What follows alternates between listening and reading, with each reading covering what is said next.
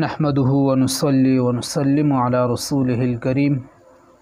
أما بعد فقد قال الله تبارك وتعالى في كلامه المجيد وفرقانه الحميد فأعوذ بالله من الشيطان الرجيم بسم الله الرحمن الرحيم وما آتاكم الرسول فخذوه وما نهاكم عنه فانتهوا صدق الله العظيم اللهم صل على سيدنا مولانا محمد وبارك وسلم عليك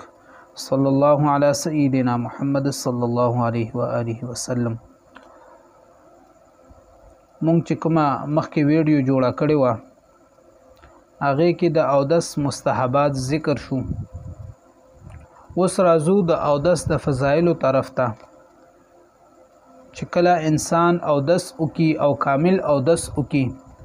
دغه انسان ته الله جل جلاله څومره اجر او ثواب ورکوي. چې کله انسان د اودس نه فارغ شي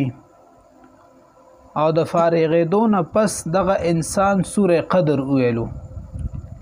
سوره قدر کوم یو دی؟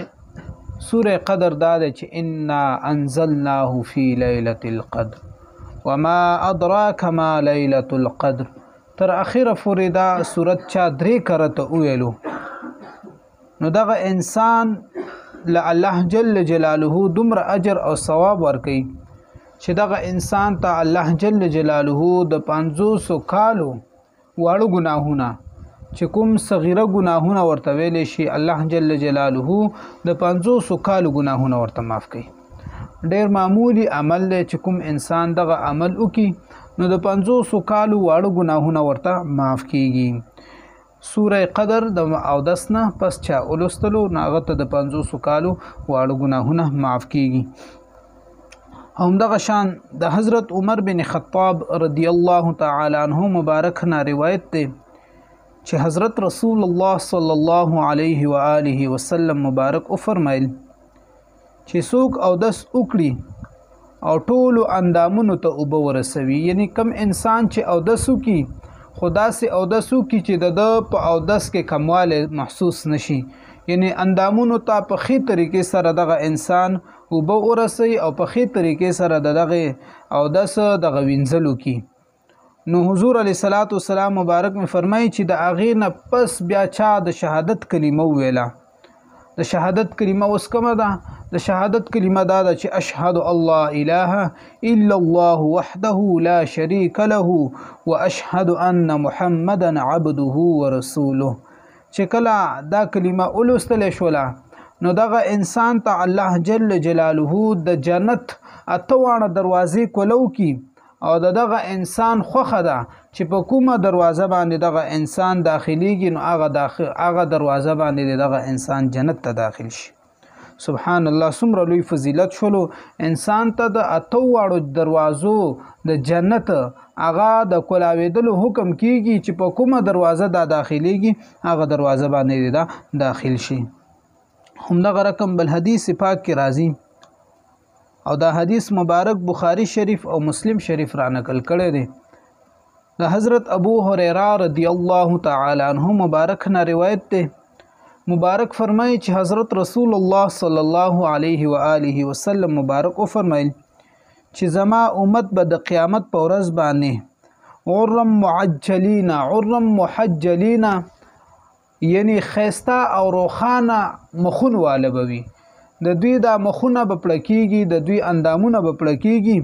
او د دوی چې دا کوم تندي دي لاسونه دي چې کوم اندامونه په اودس کې وینځل کېږي دا ټول به پړکیږي او ډیر خيسته بوي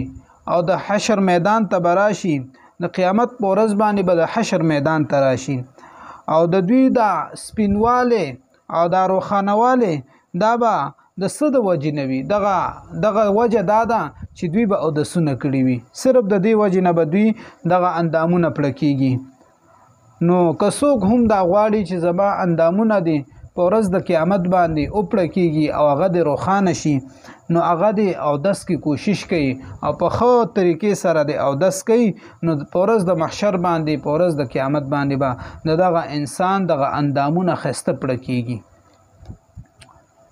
بعض صحابه کرامو به اندامونه وینځل خو اندامونو سره به دوی مبارکانو چې کوم دی لاسونه زیات وینځل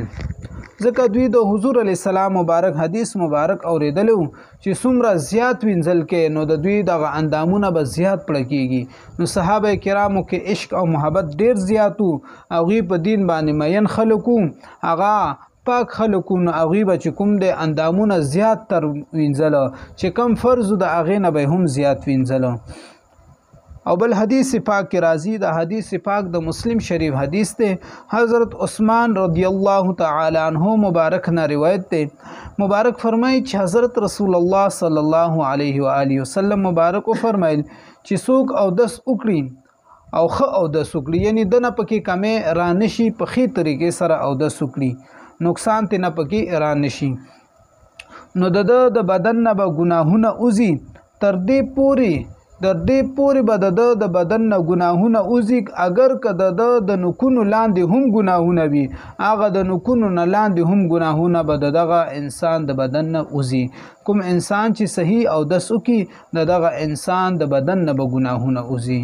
خدای پاک جل جلاله دې موږ او تاسو ته په دې سو خبرو باندې د عمل کولو توفیق را نصیب کی آمین یا رب العالمین واخر دعوانا ان الحمد لله رب العالمین